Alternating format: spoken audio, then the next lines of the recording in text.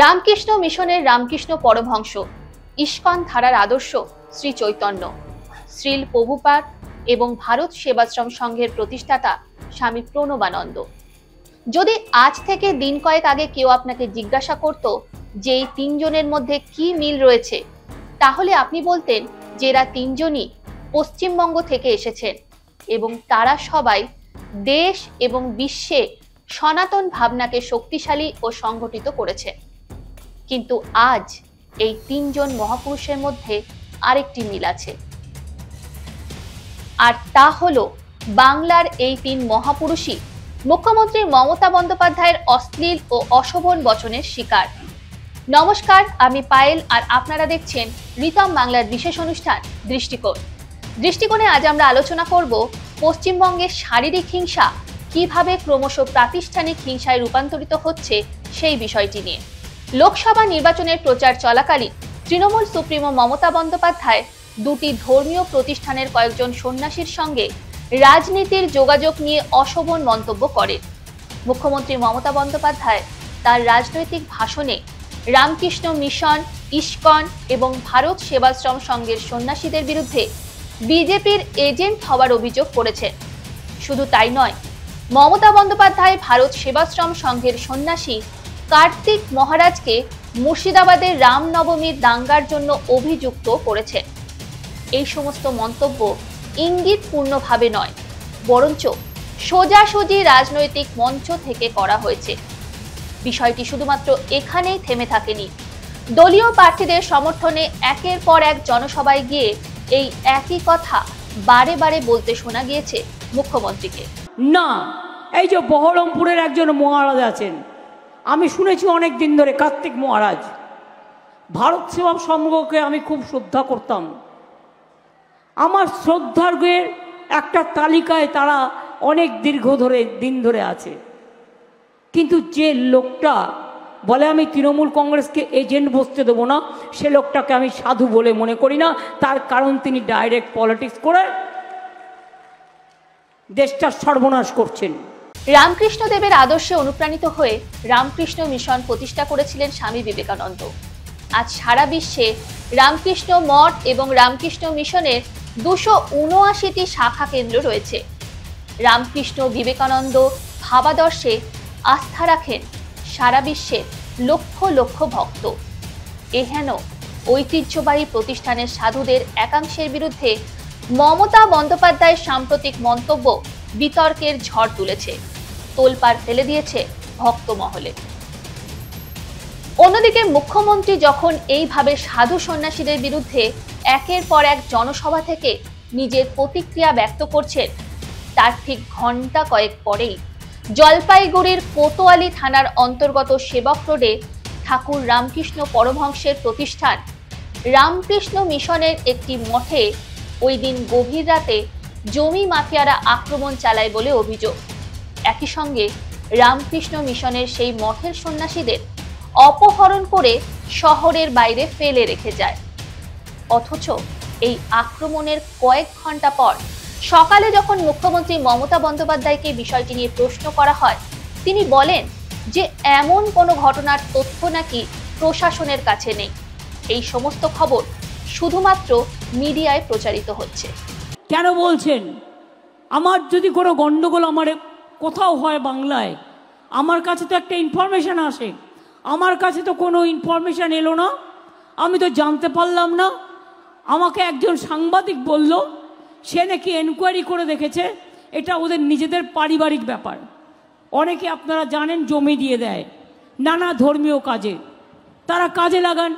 এটা এরকমই একটা কোনো ব্যাপার, এটার সাথে রাজনীতির কোনো সম্পর্ক নেই। এবং আমি বলবো না যে অন্য কেউ করেছে, যেহেতু আমার জানা নেই।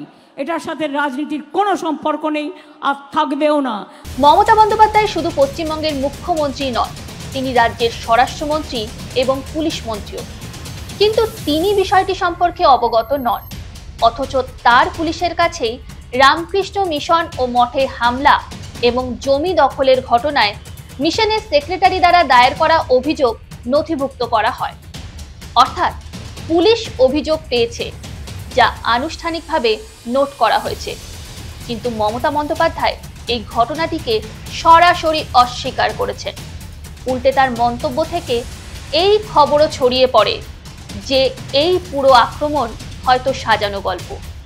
আসলে কথায় আছে, স্বভাব যায় না মোলে। আর তাই নিজের স্বভাবসিদ্ধ ভঙ্গিতেই ছোট ঘটনা সাজানো ঘটনার তত্ত্ব খাড়া করাটা মুখ্যমন্ত্রীর কাছে নতুন কিছু নয়। এই ঘটনাক্রম বা মমতা বন্দ্যোপাধ্যায় দ্বারা এই আক্রমণের ঘটনাকে প্রত্যাখ্যান করার রাজনীতিকে সন্দেশখালীর আক্রমণ এবং মহিলাদের সাথে দীর্ঘদিন ধরে চলা ধর্ষণের সাথে যুক্ত করতে পারেন। আপনি এই একটি ঘটনার মাধ্যমে বুঝতে পারবেন যে পশ্চিমবঙ্গের রাজনীতিতে কিভাবে অনুকূল নয় এমন এবং সরকার বিরোধী সমস্ত ঘটনাকে মুখ্যমন্ত্রী নিজে নয়তো সরকারি স্তরে প্রত্যাখ্যান করেছেন। প্রতিবাদ বা ব্যবস্থা নেওয়া তো দূরের কথা, মমতার রাজত্বে অপরাধকেও স্বীকার করাটা যেন ব্যতিক্রমী ঘটনা হয়ে উঠছে ক্রমশ। আপনি কি জানেন, রামকৃষ্ণ মিশনে যে হামলা হয়েছিল তার মূল অভিযুক্ত জমি মাফিয়া প্রদীপ রায়, যার বিরুদ্ধে অভিযোগ দায়েরের 72 ঘন্টা পরেও তাকে গ্রেপ্তার করা হয়নি। এখন আপনার মনে হতেই পারে যে অভিযুক্ত প্রদীপ রায় পলাতক এবং পুলিশের নাগালের বাইরে, তাই প্রদীপ রায়কে গ্রেপ্তার করা যায়নি। তবে অভিযোগের ভিত্তিতে পুলিশ তার কাজ করবে এবং প্রদীপ রায় ধরা পড়বে। আপনি যদি এমনটা ভাবেন তাহলে বলতে বাধ্য হচ্ছি আপনি পুরোপুরি ভুল। একবার ঘটনা পরম্পরার দিকে লক্ষ্য করে দেখুন। মাঝরাতে 3:30 রামকৃষ্ণ মিশনের মঠে হামলা হয়। তার কয়েক ঘন্টা পর অভিযুক্ত হিসেবে পুলিশে প্রদীপ রায়ের নামে অভিযোগ দায়ের করা হয়। এক্ষেত্রে পুলিশের প্রধান কাজ ছিল অভিযুক্ত প্রদীপ রায়কে গ্রেপ্তার করা, কিন্তু পুলিশ তাকে গ্রেপ্তার করার আগেই তিনি নিজেই কোতোয়ালি থানায় গিয়ে রামকৃষ্ণ মিশনের সন্ন্যাসীদের বিরুদ্ধেই অভিযোগ দায়ের করে বসেন। ভাবতে পারছেন, অভিযুক্ত হওয়া সত্ত্বেও প্রদীপ রায় থানায় গিয়ে রামকৃষ্ণ মঠের বিরুদ্ধেই অভিযোগ দায়ের করেছেন এবং ফিরে গিয়েছেন। এখানেই শেষ নয়, সংবাদ মাধ্যমে এই খবর প্রকাশ্যে আসার পর অভিযুক্ত প্রদীপ রায়ের বিরুদ্ধে লঘু ধারায় মামলা করে পুলিশ। অন্যদিকে অভিযুক্তের দায়ের করা অভিযোগের ভিত্তিতে রামকৃষ্ণ মঠের বিরুদ্ধে গুরুতর ধারায় অভিযোগ দায়ের করা হয়। এখন আপনাদের মনে প্রশ্ন উঠতেই পারে যে কে এই অভিযুক্ত প্রদীপ রায়, যে কিনা রামকৃষ্ণ মিশনের মতো এই রকম একটা সেবামূলক প্রতিষ্ঠানের বিরুদ্ধে অন্যায় করেও পার পেয়ে যাচ্ছে। প্রশ্ন উঠতেই পারে, তিনি কোনো মন্ত্রী নাকি বিচারকের ছেলে, ভাই অথবা ভাইপো, যাকে বাঁচানোর জন্য উঠে পড়ে লেগেছে শাসক দল। তাহলে আপনাদের জানিয়ে রাখি, এই প্রদীপ রায় একজন জমি মাফিয়া, যিনি কিনা তৃণমূলের স্পন্সরও।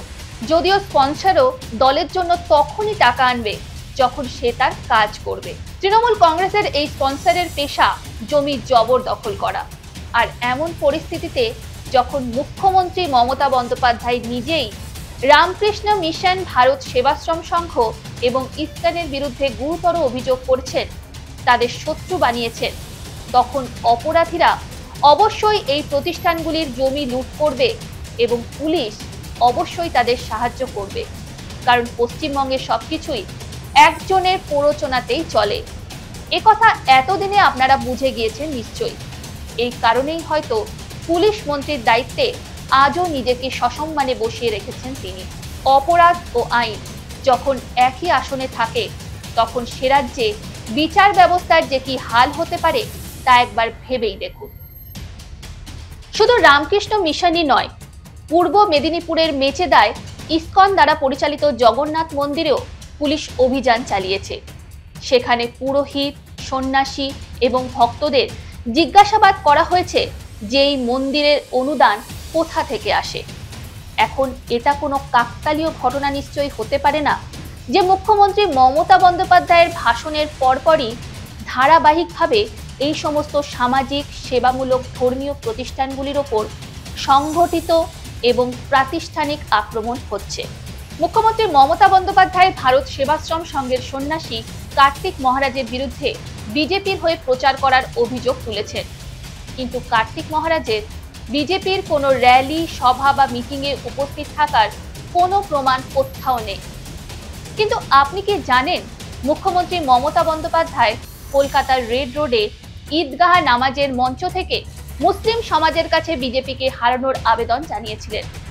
আসলে প্রকৃত রাজনৈতিক ব্যক্তি হলেন সেই সমস্ত সংখ্যালঘু এবং ইমামরা, যারা সেদিন মুখ্যমন্ত্রীর সাথে মঞ্চে দাঁড়িয়ে বিজেপিকে উৎখাত করার ডাক দিয়েছিলেন।